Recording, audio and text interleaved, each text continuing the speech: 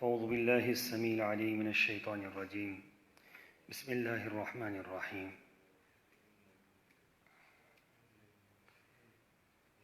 اعلموا انما الحیاة الدنیا لعب ولہو وزینۃ وتفاخر بینکم وتکاثر فی الاموال والاولاد۔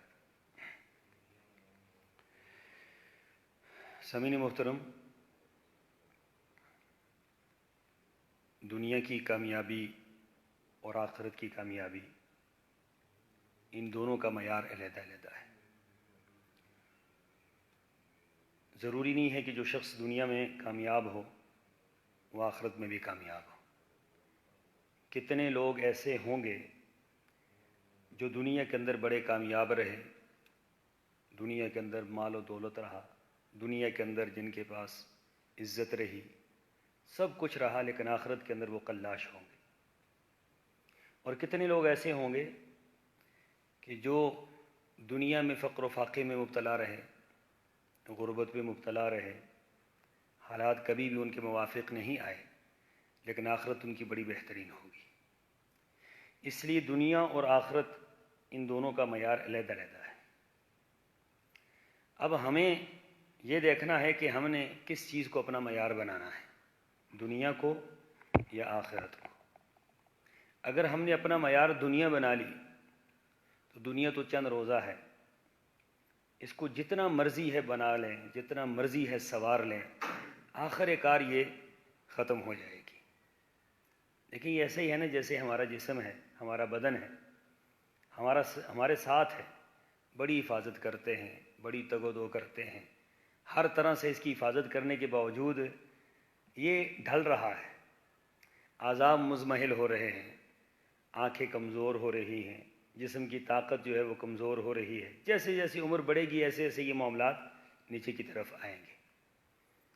جتنا مرضی آپ کوشش کر لیں، ایک وقت ایسا آئے گا کہ یہ سارا کچھ ختم ہو جائے گا۔ ایسے ہی یہ دنیا کا معاملہ ہے، دنیا جتنی مرضی ہے آپ اس کو بناؤ سنگار کر لیں، اس کا آخر کار کیا ہے؟ آخر کار اس کا انجام یہ ہے کہ یہ ختم ہو جائے گی۔ آپ کے پاس کیا چیز رہے گی؟ رسول اللہ صلی اللہ علیہ وسلم کی وہ حدیث، آپ نے فرمایا کہ جب کوئی انسان مرتا ہے تو اس کو دفنانے کے لیے لے جا رہے ہوتے ہیں تو تین چیزیں اس کے ساتھ جاتی ہیں۔ نمبر 1 اس کا مال، نمبر 2 اس کی اولاد، نمبر 3 اس کا عمل۔ اب ان میں سے کون سی چیز اس کے ساتھ رہتی ہے وہاں پر قبر کے اندر، جو دائمی ہے، جو ہمیشہ کی ہے، جو آپ کا ہمیشہ ہمیشہ کا ساتھی ہے، جو کبھی جدا نہیں ہوگا؟ بظاہر تو یہی نظر آتا ہے کہ مال ہونا چاہیے، کیونکہ مال کے لیے بندہ سب کچھ لٹا دیتا ہے، نہ حلال دیکھا، نہ حرام دیکھا، نہ سردی دیکھی، نہ گرمی دیکھی، نہ جائز دیکھا، نہ ناجائز دیکھا، بلکہ نہ نمازیں دیکھی، نہ کوئی اور چیز دیکھی، کچھ بھی نہیں دیکھی، سب کچھ لٹا کر مال حاصل کر لیا۔ اب یہ مال ساتھ رہنا چاہیے نا، قبر کے اندر سرہانے کے طور پر مال بچھنا چاہیے، یا بستر کے طور پر مال بچھنا چاہیے، لیکن رسول اللہ صلی اللہ علیہ وسلم یہ بات فرما رہے ہیں کہ مال واپس آ جاتا ہے۔ کوئی انسان ایسا نہیں ہے دنیا میں کہ جس کا مال ساتھ دفنایا گیا ہو۔ یہاں تک کہ دنیا کا امیر سے امیر انسان مرا ہے، اس کو صرف کفن ہی نصیب ہوا اور کچھ بھی نہیں ہوا، بلکہ بعض اوقات تو یہ بھی ہوتا ہے کہ کفن بھی نصیب نہیں ہوتا۔ تو جو انسان دنیا سے جا رہا ہے اس کا مال اس کی کسی کام کا نہیں ہے، مال وہیں تک ہے، بس آنکھیں بند ہوئی مال ختم۔ اب یہ مال اس کا نہیں ہے، اب یہ کس کا ہے؟ اب یہ ورثاء کا ہے، بیٹوں کا ہے، بیوی کا ہے۔ اب ورثاء کی لڑائیاں شروع ہو جاتی ہیں، کمایا آپ نے ہے، لڑائیاں ورثاء کی شروع ہو گئی، محنت آپ نے کی ہے، پیچھے ورثاء اس پر لڑ رہے ہیں، اور ان کو یہ پرواہ نہیں ہے کہ آپ نے کیسے کمایا کیسے نہیں کمایا، ان کو یہ پرواہ ہے کہ مال مل گیا ہے، اب وہ جیسے مرضی اڑا دیں اس کو۔ تو پھر رسول اللہ صلی اللہ علیہ وسلم یہ فرما رہے کہ مال تو اس کے کام نہیں آئے گا، واپس آ جائے گا۔ پھر اولاد جتنی مرضی ہے محبت کرنے والی اولاد ہو، کبھی آپ نے دیکھا ہے کہ اولاد یہ کہے کہ مجھے والد کے ساتھ دفنا دیں یا والدہ کے ساتھ دفنا دیں؟ بعض اوقات تو ہم نے تو یہ منظر بھی دیکھے ہیں کہ آنکھیں بند ہوتی ہیں، والدین کی بچے ڈرنا شروع ہو جاتے ہیں، میت ہو گئی، مردہ ہو گیا، ڈیڈ باڈی، کب دفنانا ہے، اٹھانا کب ہے، لے جانا کب ہے، مولوی کو بلاؤ۔ یہ کیا ہے کہ رشتے سارے ختم ہو گئے، بس ایک دنیا پرستی ہوتی ہے خالی، اور دنیا کو دکھانے کے لیے سارا کچھ ہو رہا ہوتا ہے، ورنہ اگر محبت اتنی زیادہ ہو تو ساتھ ہی دفنا دیا جائے۔ سوال ہی پیدا ہے، قبر کے اندر نہیں اترتے ڈر کے مارے، بعض اوقات قبر کے اندر نہیں اترتے کہ پتہ نہیں قبر کے اندر کہیں مردہ ہمیں پکڑ ہی نہ لے۔ یہ ہماری پوزیشن ہے، یہ دنیا ہے، اتنا جلدی تعلق ختم ہو جاتا ہے۔ اس قدر ہماری دنیا جو ہے وہ کمزور ہے یہ تعلق کہ جیسے ہی بندہ مرا سب کچھ ختم ہو گیا۔ اور پھر رسول اللہ صلی اللہ علیہ وسلم نے یہ فرمایا ایک چیز عمل ساتھ جاتی ہے۔ اب یہ عمل وہ ہے جو انسان کے ساتھ جاتا ہے، یہ قبر کے اندر انسان کے ساتھ، یہ میدان محشر میں انسان کے ساتھ، پل صراط پر انسان کے ساتھ، یہ ہر جگہ پہ انسان کے ساتھ ہوتا ہے، یہ کہیں نہیں چھوڑا۔ اس لیے آپ نے فرمایا کہ ایک شخص قبر کے اندر آنکھ کھولے گا، اس کے سامنے ایک خوبصورت چہرہ نمودار ہوگا، نورانی چہرہ نمودار ہوگا، اتنا خوبصورت کہ دیکھ کر وہ اشش کر اٹھے گا، اور وہ پوچھے گا اس سے کہ تو کون ہے؟ میری اولاد مجھے چھوڑ گئی، میرے مال مجھے چھوڑ گیا، میرے بیوی بچے مجھے چھوڑ گئے، تو کون ہے جو یہاں پر میری اندھیری کوٹھڑی میں آ گیا ہے؟ تو وہ کہے گا انا عملک الصالح، میں تیرا نیک عمل ہوں جو دنیا میں کیا کرتا تھا، میں تیری نماز ہوں جو تو دنیا میں پڑھا کرتا تھا، میں تیرا عقیدہ ہوں جو دنیا میں تو نے سنوار کے رکھا تھا، میں تیرا روزہ اور زکوٰۃ اور حج ہوں جو تو دنیا میں کیا کرتا تھا، میں تیرا حسن اخلاق ہوں، حسن کردار ہوں، میں تیری تلاوت کلام پاک ہوں، میں تیرے نوافل ہوں، ذکر و اذکار ہوں جو دنیا میں تو کیا کرتا تھا۔ یہ آج جب کوئی تیرے پاس نہیں ہے تو آج وہ تیرے پاس آ گیا ہے۔ ساتھی تو وہ ہوتا ہے نا جو ہمیشہ کا ساتھی ہو، دوست تو وہ ہوتا ہے جو ہمیشہ کا دوست ہو۔ وہ کون سا دوست ہے جو یہاں تو ہے وہاں نہیں ہے؟ یہاں آسائش میں تو آپ کے ساتھ ہے، لیکن جب آپ مصیبت کے اندر مبتلا ہیں اس وقت وہ آپ کا ساتھ نہیں ہے، تو وہ کیسا دوست؟ دوست تو مشکل کے وقت کام آتا ہے نا۔ تو یہ اچھا عمل، نیک عمل، یہ آپ کا اچھا دوست ہے، یہ آپ کے ساتھ جائے گا۔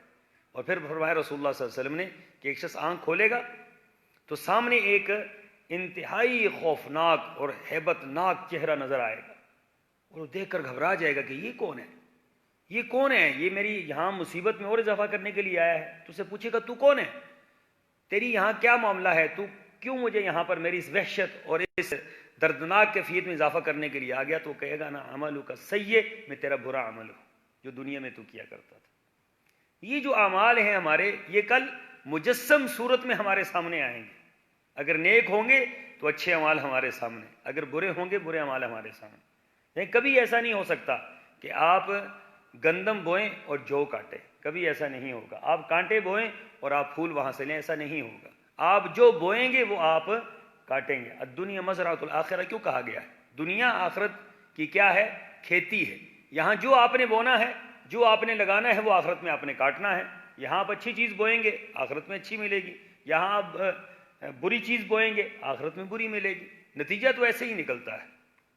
اس لیے یاد رکھیں کہ اپنا غم آخرت کو بنا لیں۔ اگر میں لفظ کو آپ کے مطابق بول لوں تو اپنی ٹینشن آخرت کو بنا لیں۔ دنیا کی ٹینشن کیا ہے؟ مال ٹینشن ہے، اولاد ٹینشن ہے، پڑھائی ٹینشن ہے، ڈگریاں ٹینشن ہے۔ یہ آج دنیا کی مصیبت بنی ہوئی ہے، یہ آج دنیا کے معیار، اسی کے پیچھے دنیا بھاگ رہی۔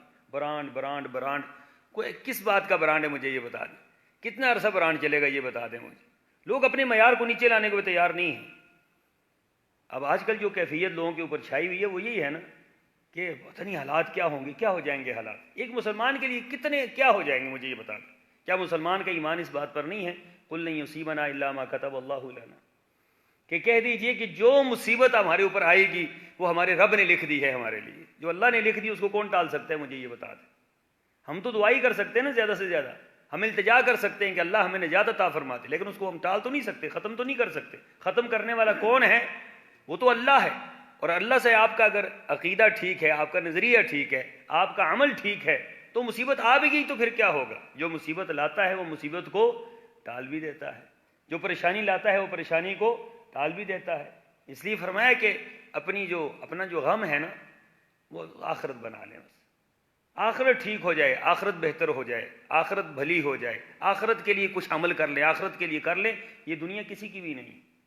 دیکھیں دو چہرے ہمارے سامنے ہیں، دو معیار ہمارے سامنے ہیں، سلیمان بن عبد الملک اور عمر بن عبد العزیز۔ سلیمان بن عبد الملک کی کوئی انتہا نہیں تھی دولت کی، اتنی دولت چھوڑ کر گئے، اتنی دولت چھوڑ کر گئے کہ ایک ایک بچے کے اس میں وراثت میں 10 لاکھ دینار ایک ایک بچے کو ملے، 10 لاکھ دینار۔ اور بعض لوگ لکھتے ہیں کہ ان کے تو 35 بچے تھے اور ان کی اتنی زیادہ دولت تھی کہ کوئی سمجھ نہیں آتی۔ 10 لاکھ دینار آج کے اربوں روپے میں بنتا ہے، ایک ایک بچے کو ملا تھا۔ اور عمر بن عبد العزیز دنیا سے گئے تو ان کے بچے جو ہے کچے پیاز سے روٹی کھا رہے تھے، کوئی دولت نہیں تھی، کوئی مکان نہیں تھا، کوئی معاملہ نہیں تھا، کچھ بھی نہیں تھا۔ کسی نے پوچھا، اب ہماری مصیبت یہ ہے نا، ہم یہ کہتے ہیں ہم نے اچھا کھایا ہے، ہماری اولاد اس کے بعد اچھا کھائے، ہم اولاد کے لیے چھوڑ کے اچھا جائیں، ہم ان کے لیے کوٹھیاں بنا جائیں، کاریں بنا جائیں، بنگلے بنا جائیں، آپ جو مرضی ہے بنا جائیں ان کے لیے، ہو سکتا ہے کہ اللہ تعالیٰ سب کچھ ختم کر دے، ہو سکتا ہے سارا کچھ ختم ہو جائے۔ اور اگر آپ ان کی دنیا آخرت بنا دی ہے، آپ نے ان کو دین سکھلا دیا ہے، اللہ سے تعلق سکھلا دیا ہے، آخرت سکھلا دی ہے، توکل سکھلا دیا، استغنا سکھلا دیا، ذکر اللہ کا سکھلا دیا، تلاوت کلام پاک کی ان کے اندر حرص اور ڈال دی ان کے اندر کہ یہ تمہارا کام ہے، یہ تم کرو تو تمہیں سب کچھ مل جائے گا، تو پھر سمجھ لیں کہ آپ نے سب کچھ اس کو سکھلا دیا ہے، ساری دنیا کی خزانوں کی چابیاں آپ نے اس کے ہاتھ میں دے دی ہیں کہ یہ تمہارے ہاتھ میں سب کچھ حاصل کر سکتے ہو۔ تو حضرت عمر بن عبدالعزیز جب فوت ہوئے تو ان کے پاس تو کچھ بھی نہیں تھا، خود جب فوت ہوئے تو ان کے جو خزانہ تھا یا ان کا جو مال تھا، ان کا جو ترکہ تھا، اس ترکے میں 1 روپیہ نہیں نکلا ہے، 1 روپیہ نہیں نکلا۔ امیر المؤمنین، پوری دنیا پر حکمرانی کرنے والے عمر ثانی، 1 روپیہ ترکہ نہیں تھا، دنیا سے چلے گئے۔ اب اس کے بعد کیا ہوا؟ اللہ نے حالات بدلے، یقلب اللہ اللیل والنہار۔ کسی نے پوچھا حضرت عمر بن عبدالعزیز سے کہ آپ اپنی اولاد کے لیے کیا چھوڑ کے جا رہے ہیں؟ تو انہوں نے کہا کہ میں اپنی اولاد کے لیے، میں اپنی اولاد سے اللہ سے تعلق قائم کر دیا، میں نے ان کو سکھلا دیا ہے کہ اپنے رب کو راضی کرو اور تمہارے لیے سارے دروازے کھل جائیں گے۔ اگر یہ اللہ کے ہوئے تو اللہ تعالیٰ ان کو سب کچھ دے گا، اگر یہ اللہ کے نہیں ہے تو میں مال ان کے لیے کیوں چھوڑ کے جاؤں؟ میں مال چھوڑ کے جاؤں گا، یہ سارے کا سارا مال جو ہے وہ حرام کے راستے پر لگائیں گے تو مجھے کون سا ثواب ملے گا؟ میرے لیے تو عذاب کھڑا ہو جائے گا۔ اب دنیا سے چلے گئے، نقشہ بدلا دنیا کا۔ نقشہ اب یہ نکلا کہ عمر بن عبدالعزیز کی اولاد کو اللہ نے اتنا نوازا کہ دمشق کی جامع مسجد کی سیڑھیوں پر کھڑے ہو کر ایک وقت میں 1 لاکھ دینار وہ اللہ کی راہ میں خرچ کر دیا کرتے تھے۔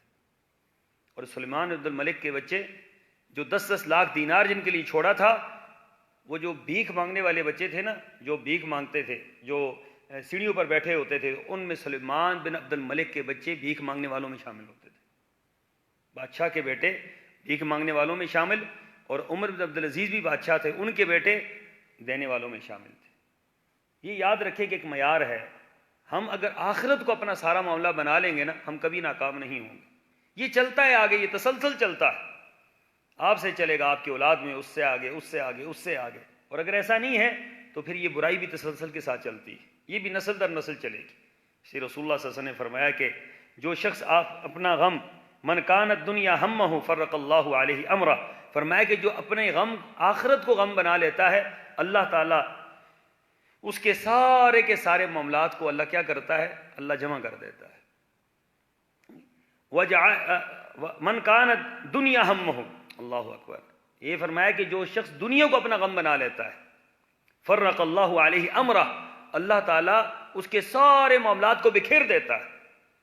اب دنیا جب ایک معیار بنا لی ہے کہ دنیا ہے تو معاملات بکھر جاتے ہیں، معاملات پورے ہی نہیں ہوتے، کوئی چیز پوری نہیں ہوتی۔ لوگ آج کیا کہتے ہیں؟ خرچے پورے نہیں ہوتے۔ تو خرچے کیسے پورے ہوں؟ آپ نے دنیا کو سارا کچھ بنایا ہوا ہے، جب اللہ سے تعلق کٹ گئے تو خرچے پورے کیسے ہوں گے؟ معاملات پورے کیسے ہوں گے؟ اور پھر فرمایا وَجَعَلَ فَقْرَهُ بَيْنَ عَيْنَيْهِ، ہر وقت یہی فکر، یہی ٹینشن غالب رہتی ہے دماغ میں، دل میں، یہی سوچ غالب رہتی ہے کہ ابھی فقر و فاقہ آیا، ابھی حالات خراب ہوئے، ابھی کیا ہوگا، ابھی کیا ہوگا، ابھی عید آ رہی ہے نا، کپڑے نہیں بنیں گے پتہ نہیں کیا ہو جائے گا، جوتے نہیں ملیں گے پتہ نہیں کیا ہو جائے گا، فلاں نہیں ملیں گے، یہ کوئی ٹینشن ہے، یہ کوئی مسئلہ ہے، نہیں ملے گی تو نہیں ملے گی، بات ختم ہو گئی۔ ایک مرتبہ کیا، اگر 10 عیدیں گزر جائیں، اگر نہیں بنتے تو نہ بنے، پھر کیا ہو جائے گا؟ کوئی معیار ہے کہ کپڑے ہی ہوں تو عید ہوتی ہے؟ یہ بھی کوئی معیار ہے؟ یہ تو کوئی معیار نہیں، یہ تو ہم نے معیار بنا رکھے ہیں اور بہت غلط بنا رکھے ہیں، بہت غلط بنا رکھے ہیں۔ یہ ایسے ہی معیار ہیں جیسے عورتوں نے آج کل معیار بنا رکھے ہیں کہ ہر مجلس کے لیے نیا سوٹ پہننا ہے، ہر مجلس کے لیے نیا سوٹ پہننا ہے، ہر شادی کے لیے نیا سوٹ پہننا ہے۔ تو ظاہر بات ہے ٹینشن تو پھر ہوگی، ہر شادی کے لیے تو نیا سوٹ بنتا ہی نہیں، تو پھر ساری مصیبتیں اسی میں بندہ جو ہے وہ لگا دیتا ہے۔ تو رسول اللہ صلی اللہ علیہ وسلم نے فرمایا وَجَعَلَ فَقْرَهُ بَيْنَ عَيْنَيْهِ، ایسا شخص ہر وقت اپنے سامنے فقر و فاقے کو دیکھتا ہے۔ وَلَمْ يَأْتِ مِنَ الدُّنْيَا إِلَّا مَا كُتِبَ لَهُ، فرمایا کہ دنیا اس کے پاس اتنی آئے گی جتنی اس کے لیے لکھ دی ہے، جتنی مرضی ہے محنت کر لے، دنیا اتنی آئے گی جتنی اس کی مقدر میں لکھ دی۔ وَمَنْ كَانَتْ آخِرَتُ، اور فرمایا کہ جو اپنا غم آخرت بنا لیتا ہے، من کانت ہمہ آخرتہ، جو اپنا غم آخرت کو بنا لیتا ہے، جمع اللہ، فرمایا کہ اللہ تعالیٰ اس کے سارے معاملات کو جمع کر دیتا ہے، یعنی اس کا معاملات خود بخود حل ہونا شروع ہو جاتے ہیں، اس کی مصیبتیں خود بخود ختم ہونا شروع ہو جاتی، اس کی ٹینشنیں خود بخود ختم ہونا شروع ہو جاتی، اس کا ہر مسئلہ خود بخود حل ہو جاتا ہے۔ کیوں؟ وہ آخرت کا سوچ رہا ہے۔ جو آخرت کا سوچے گا اس کی دنیا کیسے خراب ہو سکتی؟ اور پھر فرمایا وجعل غناہ فی قلبی، اللہ تعالیٰ اس کے دل کے اندر غنا پیدا کر دیتا ہے، دل کے اندر دل غنی ہو جاتا ہے اس کا، کبھی وہ یہ پریشان نہیں ہوتا کہ پتہ نہیں حالات کیا ہوں گے کیا نہیں ہوں گے، فقر و فاقے کی اس کو پریشانی نہیں ہوتی، جو کچھ ہے وہ یہ کہتا ہے اللہ نے جو کیا وہی ہوگا۔ اور اتت دنیا وہی راغمہ، اور دنیا اس کے پاس ذلیل ہو کر اس کے قدموں میں آ جاتی ہے، دنیا اس کے پیچھے پیچھے بھاگتی ہے، دنیا اس کے پیچھے آتی ہے کہ تو مجھے حاصل کر لے، یعنی کہ تو مجھے دے دے، وہ دنیا کی طرف دیکھتا بھی نہیں، دنیا اس کے پیچھے آتی ہے کہ تو مجھے جو ہے استعمال کر لے، وہ اس کی طرف دیکھتا بھی نہیں۔ تو یاد رکھیں معیار بدل لیں زندگی کا، ساری کے سارے معاملات ٹھیک ہو جائیں گے۔ اپنا معیار آخرت بنا لے، اپنے غم آخرت کے غم بنا لیں، اپنی ٹینشنیں ساری کی ساری آخرت کے حساب میں کر لیں، آپ کی دنیا کے معاملات سارے خود بخود ٹھیک ہو جائیں گے۔ اور اگر آپ نے دنیا کو غم بنا لیا تو آخرت تو خراب ہو جائے گی، دنیا پتہ نہیں کتنی ملنی ہے کتنی نہیں ملنی۔ اللہ تعالیٰ مجھے اور آپ کو سمجھنے کی، قرآن و سنت پر عمل پیرا ہونے کی توفیق عطا فرمائے۔ وآخر دعوانا الحمد للہ رب العالمین۔